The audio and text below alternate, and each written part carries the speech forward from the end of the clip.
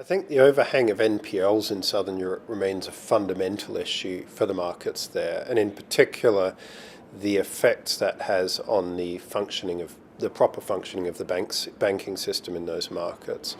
And it's interesting, we've seen Spain, which has had, I guess, fundamental structural adjustment pre-crisis and has dealt more swiftly with the banking crisis, and we now have effective provision of financing to the real estate markets in Spain, and I think that is driving a lot of the improvement we're seeing as a whole. Portugal, you've got some of the same, and in Italy we've started to see that in the prime locations. There is financing in the prime locations in Italy.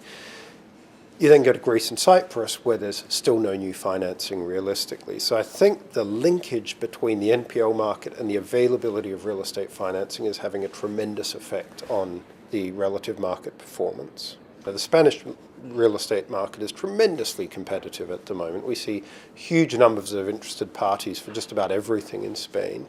I think as you walk backwards sort of from there through Italy and then off to Greece, Cyprus, and actually somewhere in the middle, Portugal, you have less competitive demand, and that allows you to find opportunity.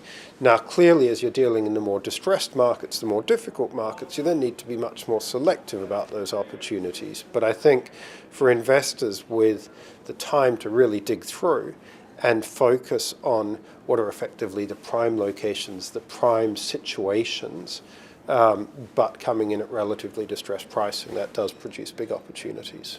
I think that the reality is that the enforcement timings in Southern Europe are long, and as a result, asset deterioration by the time it gets to the market is significant.